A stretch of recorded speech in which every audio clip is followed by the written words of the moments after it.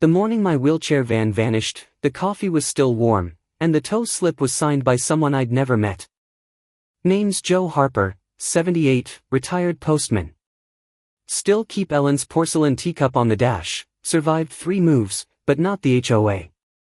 Ever had a quiet life appended by a clipboard? On Easter morning, Joe Harper's wheelchair-accessible van vanishes from his driveway, and the tow slip is signed by someone he's never heard of. The early light filtered through the dogwoods as Joe Harper adjusted his cardigan and stepped onto his porch. He paused for a moment, breathing in the cool spring air. Birds chirped over the distant hum of lawnmowers and Easter brunch preparations. Ashfield still looked the way it always had, tidy lawns, flags in the breeze, children chasing bubbles in pastel clothes. The bunting fluttered in front yards like paper blessings, and the scent of ham and biscuits wafted through the streets. He gave a courteous nod to Mrs. Dunley across the road, who waved her church bulletin like a fan. "Back in '63, we had snow on Easter, you remember that, Joe?" she called. Joe chuckled. "I remember you had to carry your choir shoes in a bag that year." He returned home, expecting to find Emily setting the table and his van gleaming in the drive. Instead, an empty slab of concrete greeted him. He stood for a second too long, eyes narrowing. He called inside, voice steady, but quieter than usual. Emily emerged from the kitchen with 2 coffee mugs. "Where's the van?" she asked sharply. She looked down the street, expecting perhaps a prank or a surprise delivery. "Did you park it somewhere else?" Joe shook his head slowly and moved to the mailbox, as if some answer might be waiting there. He pulled out a thin white envelope, creased in the middle. Emily followed him up the walk, her steps quick, heartbeat quicker. Joe opened the notice with steady fingers. A tow slip. Signed by L. Reese. Emily's eyes scanned the paper. "You don't know a Reese, do you?" "Not that I recall," Joe said. He read the note twice, lips barely moving. "They're saying I violated a prolonged parking rule, in my own driveway." "That's insane," she said. "You've lived here forever." The HOA's never said a word before. Joe's silence was neither shocked nor angry. It was something deeper. Disbelief layered with the quiet dignity of a man who'd spent a lifetime playing by the rules. They drove Emily's car to Pat's Place Diner, where the whole town seemed to be buzzing after church. Karl Heinz sat at the corner booth, halfway through a BLT. Emily slid into the seat across from him without asking. "Karl, you towed my grandfather's van this morning." "Why?" Karl looked up, jaw already tense. "I didn't want to," he said, voice low. "Logan gave the order. I had paperwork. Said it violated Section 4A, Line 2, about non-standard vehicles. That van's legally modified for his wheelchair," she snapped. "I know," Karl said. "But Logan said the HOA made changes last month. Gave me the slip, signed and stamped." Joe, standing beside her, only nodded. "I'd like to see the clause myself." That evening, they attended the emergency HOA meeting.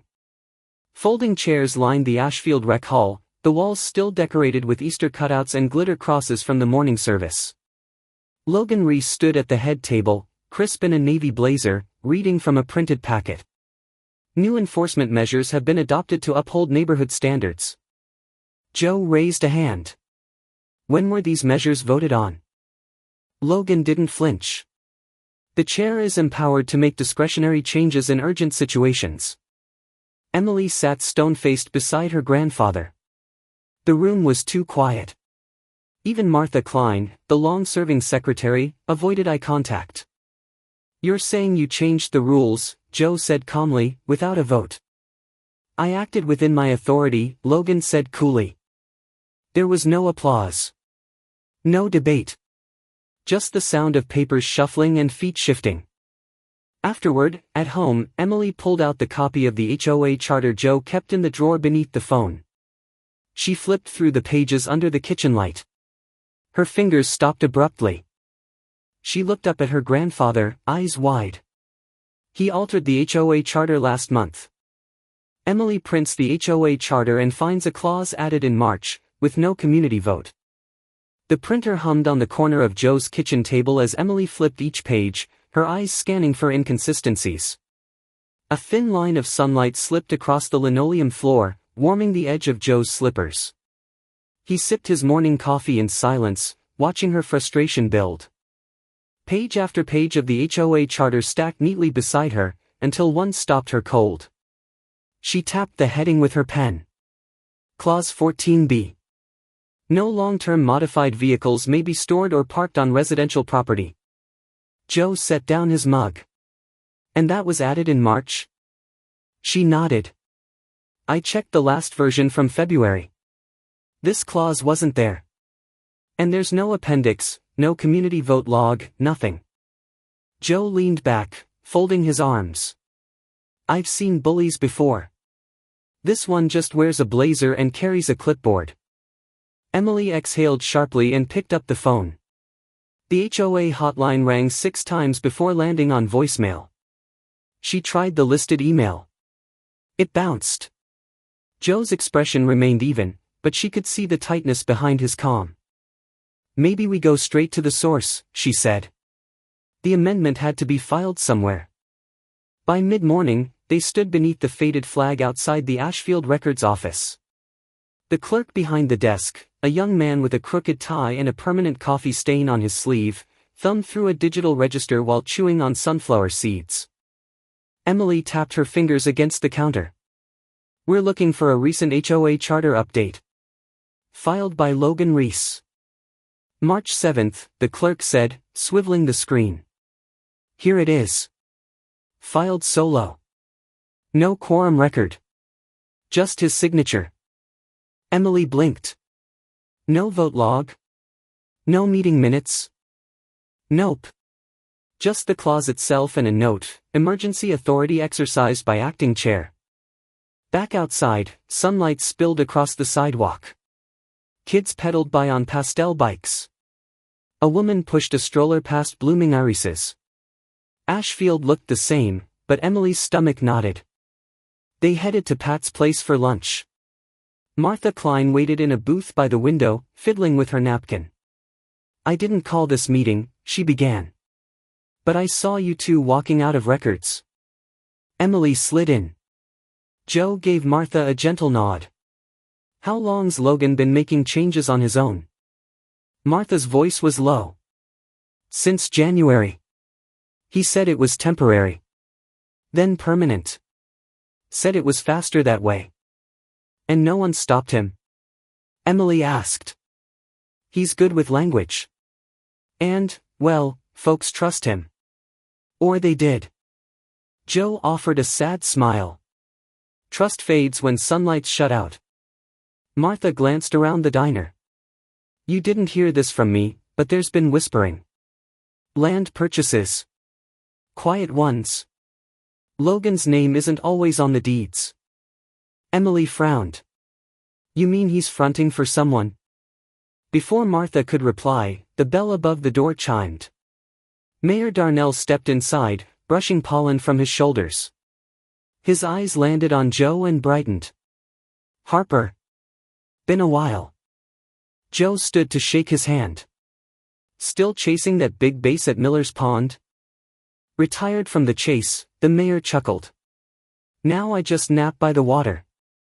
Emily stepped in. Mayor, we're looking into some odd HOA activity. I think Logan may be overstepping. Darnell's face tightened. I've heard similar concerns.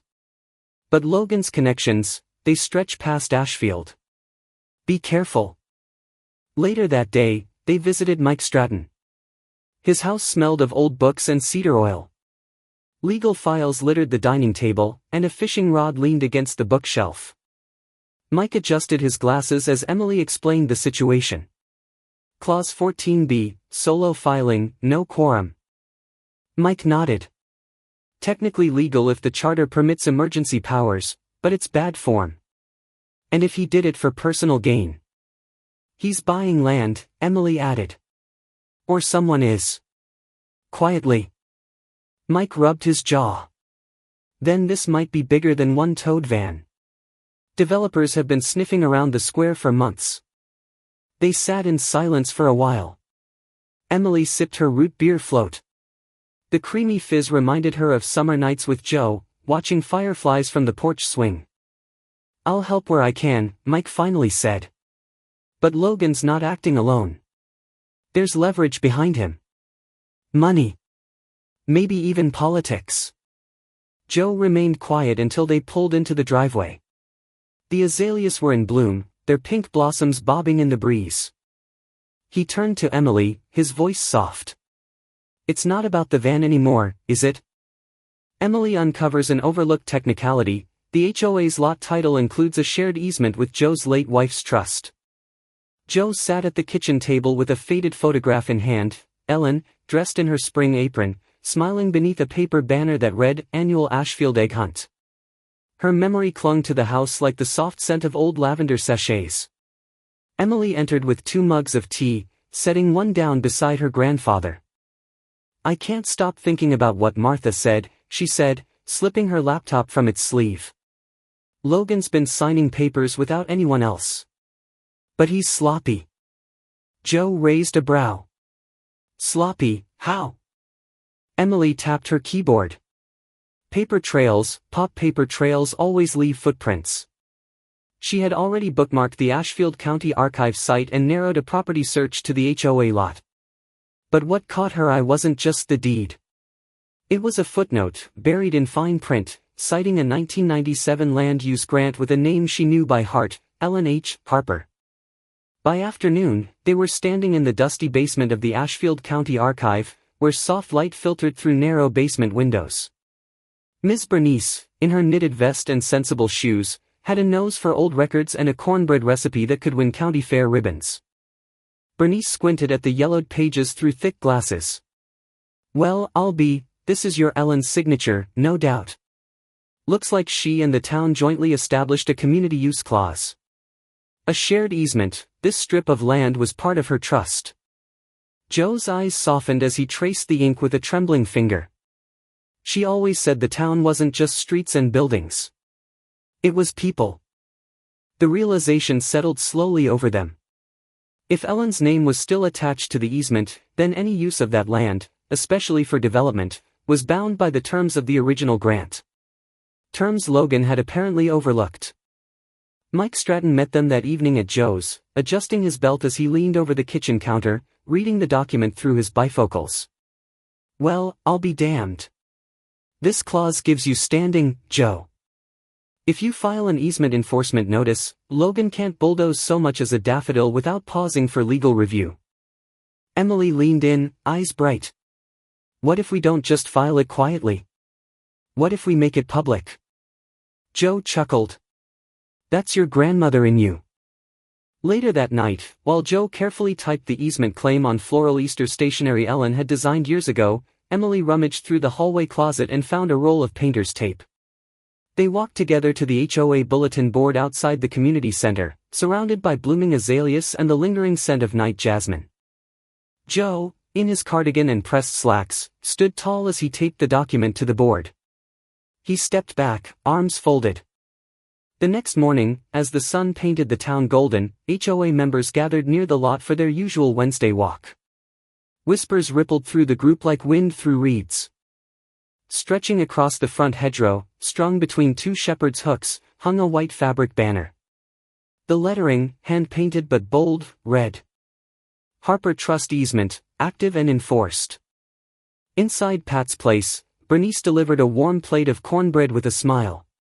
"Just like Ellen used to make." Joe accepted it quietly, watching from the window as a group of children peered at the sign. One boy tugged his sleeve gently. "Mr. Joe, does this mean the Easter egg hunt's coming back?" Joe looked down, a smile growing slow and wistful. "Maybe it is, kid. Maybe it is." Joe receives an unexpected letter. An old army buddy now runs a small law firm in Nashville, and he's heard about the HOA troubles. The envelope bore a navy blue crest, faintly embossed. Joe flipped it over, his thumb hesitating at the flap. Emily stood nearby, arms folded, the corner of her mouth twitching with impatience. "Who's it from?" she asked. Joe pulled out the single sheet. The handwriting was unmistakable, blocky, no nonsense, as if every word had once been barked through desert wind. "Harvey Stillman," he said slowly. "We served together. Looks like he runs a firm down in Nashville now." Emily's eyes lit up. "You mean a law firm?" Joe nodded, still absorbing the words. "Harvey had heard about the mess with the van and that HOA of yours. He offered help, quietly, confidentially, no fee unless it escalated." "You should call him," Emily said, already reaching for the phone. Joe hesitated. "It's been decades. We haven't talked since his wife passed." Emily raised an eyebrow. "Exactly. Old friends matter when new enemies show up." Meanwhile, Ashfield was simmering. In the week since Joe posted the easement banner, Logan's tone had shifted, from vague legalese to sharp enforcement. Citations appeared in mailboxes like unwanted spring weeds. Norma Bell, who kept a collection of antique wind chimes, slammed her folded notice down at Pat's place. "Said they're a noise hazard now. Next thing, he'll outlaw bird feeders." Other neighbors nodded, grumbling between bites of corned beef hash. One woman whispered that her mailbox color was non-compliant. It had been robin's egg blue since 1984. Emily started printing archived versions of the HOA charter. With 3 highlighters and a sticky note system only she understood, she mapped every clause Logan had touched. One stood out, Clause 14b. Last updated 12 years ago, signed by a completely different board. "This isn't amendment," she murmured. "It's forgery by omission." That afternoon, she walked into the HOA office with a manila folder in hand. The receptionist barely looked up as Emily placed the packet down. "Please confirm the legal basis for these charter changes," she said evenly. "We're requesting formal clarification." She left before the woman could respond. Back on Joe's porch, birds chirped among the dogwoods, but the air was tense. Joe dialed the number from Harvey's letter. The voice that answered was gravel wrapped in warmth. "Cap," Harvey said without preamble. "Heard you stirred up the hornet's nest." "Didn't mean to," Joe replied. "But they towed my legs out from under me." Harvey chuckled. "You always did understate things. I'll send someone to observe, take notes. No court yet, but let's keep our powder dry." By nightfall, Emily had compiled a half-inch binder labeled HOA Evidence, Phase 1. Tabs peeked out like a row of eager sentries. The doorbell rang just as Joe returned from his walk. Logan Reese stood on the porch, arms folded, a smirk playing across his lips. "So," Logan said casually, "you're lawyerin' up, huh?" Joe didn't answer right away. He simply leaned on his cane and met the man's eyes. "This used to be a neighborhood, not a chessboard," he said finally. Logan's smile thinned. "Careful, Mr. Harper. Not everyone appreciates history the way you do." He turned and walked away, his polished shoes tapping down the steps. Later that night, while Emily organized her notes by moonlight at the dining table, a motion near the back window caught her eye. She stepped quietly to the curtain. A man in dark clothing stood beyond the hedges, raising a phone and snapping photos of their backyard. She froze, heart racing, hand hovering over her phone. Before she could move, the figure turned and slipped into the shadows, leaving behind only the soft sway of the bushes and a ripple of unease that lingered long after. Emily lays out dozens of printed documents across the living room floor, Logan's edits, shady tow contracts, meeting minutes, and finds a smoking gun. Stacks of paper carpeted the living room, curling at the edges under the heat vent. The soft thump of Emily's socked feet broke the morning silence as she moved from sheet to sheet, highlighter uncapped and fingers smudged with toner. Joe sat quietly on the recliner, sipping tea, watching his granddaughter move with clinical focus and a fire he hadn't seen since her debate team days. The papers told a story, the wrong story. 2 versions of meeting minutes were printed back to back. One bore Martha Klein's neat cursive, dated April 2, authorizing a review of parking procedures. The other, typed and signed digitally by the same name, claimed approval of the clause change allowing Logan's enforcement power. Emily narrowed her eyes. "That's not just fishy," Derek muttered, kneeling beside her. "That's fraud." He was younger than she expected, a clean-shaven man in his 30s, dressed like he'd borrowed his father's blazer. Harvey had sent him that morning, notebook in hand, credentials tucked into his jacket pocket. He'd greeted Joe with a firm handshake and immediate respect. Emily slid over her phone. "Here's the audio from the emergency meeting. You'll hear Martha object right before Logan shuts Joe down." Derek listened, eyebrows rising. He tapped the fake document. "And this? This implies she approved it. Contradiction means someone's forging records, and that's a Class C misdemeanor in Tennessee." Joe let out a slow exhale. "Martha's a decent woman. She looked like she wanted to speak that night." Emily stood, rubbing her eyes. "I'm going to her."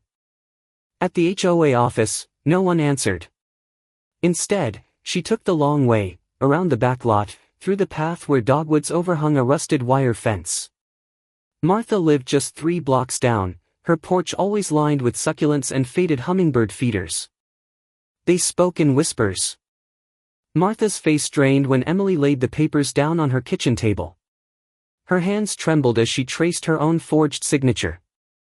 "I never approved any of this," she whispered. "Logan said it was just formalizing expectations. I never signed anything on that date."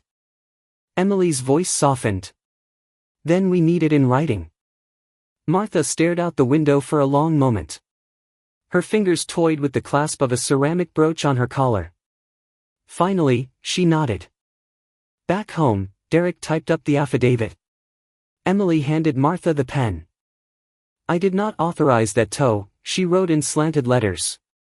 "The document attributed to me is falsified." She dated it. Signed it. It felt like thunder, quiet and firm. Meanwhile, Joe had taken a walk to the auto lot where Karl Heinz stood leaning against his truck, arms crossed. The tow driver looked older than last week, cheeks hollowed with guilt. "You were right, Mr. Harper," Karl said before Joe could speak. "I checked the books. The company, it's owned by Logan's brother.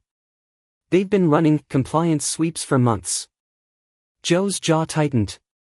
"You don't have to go down with him." Karl looked at the ground. "I'm not. I quit."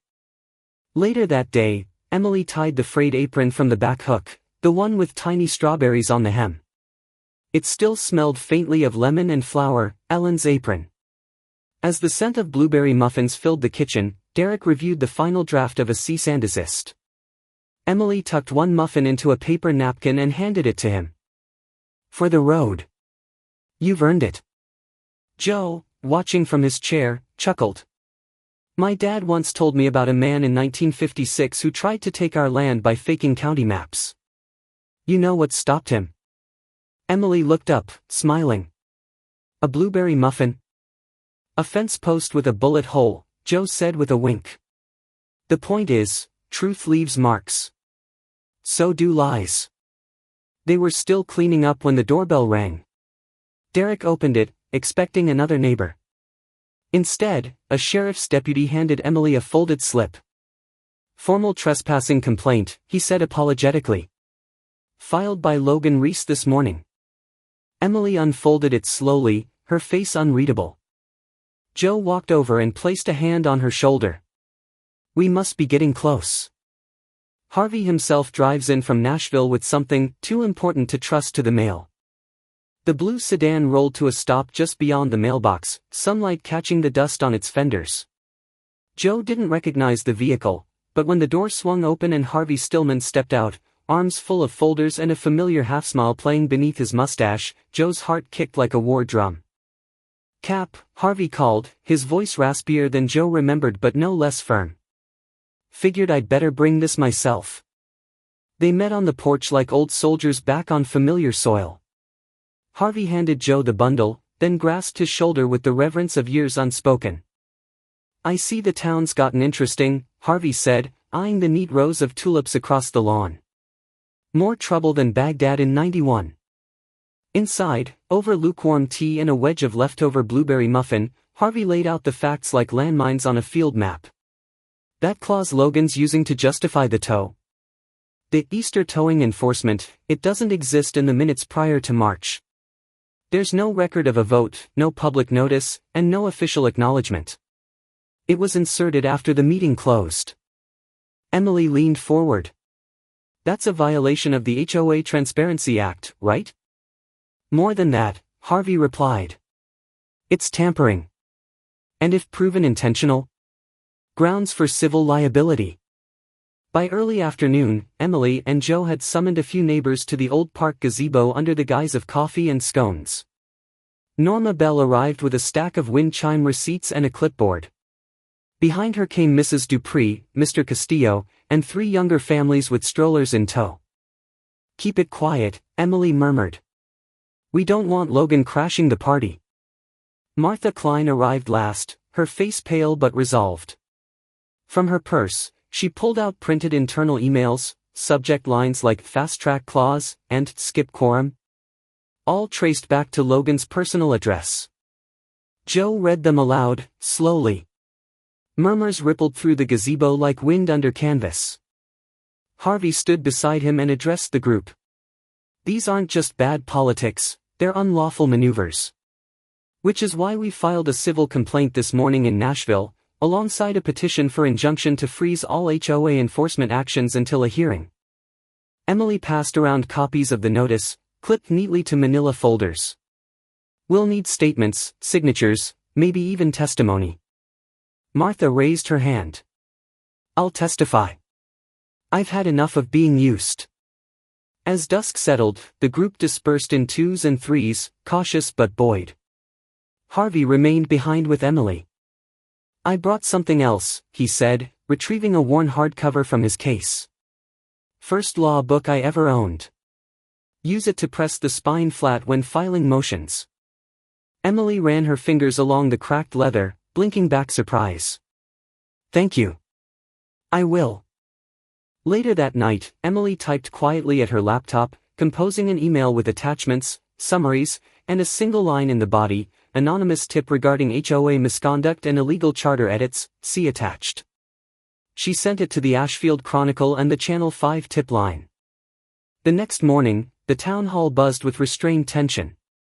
The HOA board meeting was packed, folding chairs filled, neighbors standing against the back wall. Joe and Harvey stood at the edge, silent. Emily sat beside Martha and Norma. Logan cleared his throat. It's come to my attention that some residents have initiated legal action against this board. Let me be clear, this is political. A distraction. We've acted within our authority. Then where's the vote record? Martha asked calmly. He faltered. Martha stood. I resign. Effective immediately. She placed her badge on the table and walked out to applause from the back of the room. That night, the phone rang in Joe's kitchen. Emily picked it up. Is this Mr. Joe Harper? Yes, she said. We're with Channel 5 News. We'd like to come Sunday. We want the story. As church bells ring across Ashfield, residents gather, not for prayer, but for a town confrontation no one will forget. The morning sun beat down gently on the HOA community lot, but the air buzzed like a summer storm ready to break. Folding chairs were dragged from trunks, coolers popped open, and grandmothers adjusted sun hats with murmurs of anticipation. At noon sharp, the white vans from KATU 7 rolled in, satellite dishes blooming like awkward metal flowers. Joe stood quietly near the gazebo, BOLO tie neatly centered under his collar, the one Ellen gave him on their 30th anniversary. He didn't speak. He didn't need to. Emily adjusted the stack of papers she clutched to her chest, highlighter marks peeking like bruises beneath the title page of the HOA charter. Her phone buzzed, a message from the mayor's office, but she ignored it for now. The battle wasn't over. Logan Reese stood behind a borrowed podium near the flagpole, flanked by the silent HOA board. He raised a hand, smug as ever. Ladies and gentlemen of Ashfield, he began, this gathering, though informal, is a testament to our community spirit. I want to assure you that your signature means nothing." Emily's voice sliced through the air. Murmurs rippled like wind across wheat. She stepped forward, papers raised like evidence in a courtroom. "This is the original charter," she said. "What you've been enforcing isn't legal. There was no board vote. No announcement. You hid changes, and profited." Logan laughed once, short and brittle. "These are baseless accusations." Harvey Stillman, crisp in a tan blazer despite the heat, approached the podium calmly. "Actually," he said, "there's civil allegations, soon to be legal ones. And for the record, I am representing Joseph Harper and several other residents. Here's the complaint." He handed the papers to a flustered board member who blinked like he'd forgotten how hands worked. Norma Bell stepped forward next, waving a clipboard. 37 signatures. Enough to demand an emergency recall vote, per Article 9.3 of our real charter. "Would you like to read it, Mr. Reese, or should I?" The crowd erupted in applause. Someone whistled. Others began chanting softly at first, then louder, "Vote him out! Vote him out!" Karl Heinz emerged from the edge of the crowd, holding a spiral notebook. "This is my tow log," he said. "Every vehicle moved. Including payouts. My paycheck didn't match up, because Logan's cousin runs the towing company and gets kickbacks. I didn't know. I'm sorry." All the tension that had built over weeks, months, for some, finally found its crack. Residents turned, looked to one another, nodded. Harvey gestured toward the park table where ballots had been laid out. Within minutes, the votes were counted. It wasn't even close. Logan's jaw tightened as he stood alone on the makeshift stage. A hush fell again as Joe stepped forward, his steps measured, each one echoing like a drumbeat. This lot was meant for the community. That's what Ellen believed. Cheers. He points to Logan, "And you better lawyer up." 2 weeks later, a new sign is erected at the corner of the community lot, "The Harper Commons, public use only." The morning sun stretched golden light across white tents and paper streamers flapping in the breeze. Ashfield smelled of cinnamon, kettle corn, and spring blooms. A banjo strummed softly from the gazebo, and children squealed as they rolled down the gentle slope of Harper Commons, the grass still fresh from its first mow under new hands. Joe Harper sat beneath a canopy, hands resting on the arm of his chair, his BOLO tie shining modestly in the light. The crowd had gathered, not to fight, not to protest, but to celebrate. Mayor Darnell stood at the front, medal in hand, voice hoarse from emotion. "Today we honor Mr. Harper, not just for his courage, but for reminding us that community means more than bylaws and ballots. It means each other." Emily stood beside him, her eyes glinting, not from tears, but from the way her dreams had turned toward something new. The mayor had slipped her a folder earlier that morning, a job offer from the State Office of Historical Preservation. She hadn't told Joe yet. Not because she planned to leave Ashfield, but because she hoped to preserve it.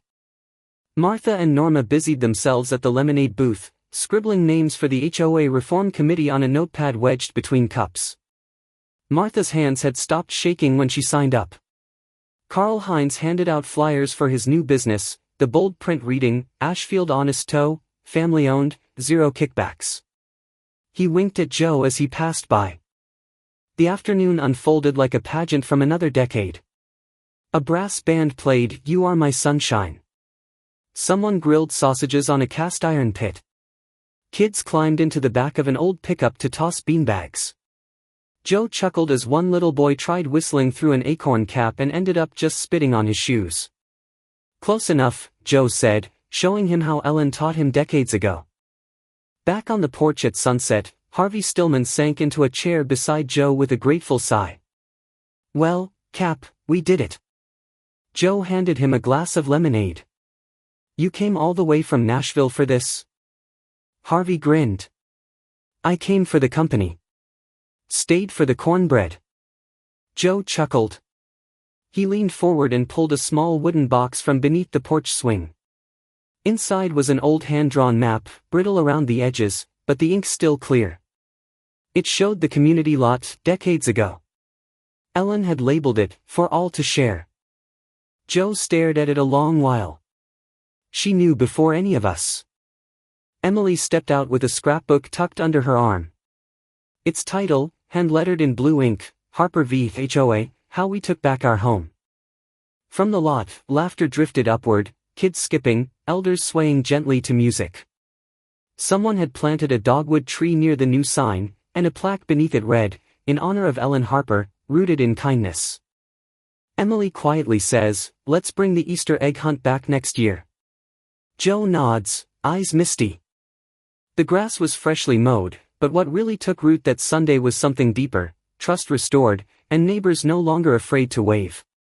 In the quiet victory of an old man and his determined niece, Ashfield remembered that community isn't built by rules, but by the people who refuse to be ruled unfairly. When those in power bend laws to serve themselves, it takes courage, and company, to bend them back toward justice. Maybe it's never too late to speak up, to gather under the same tree, and to say, "Not here. Not anymore." Like the strongest oaks, communities stand tallest when their roots are shared,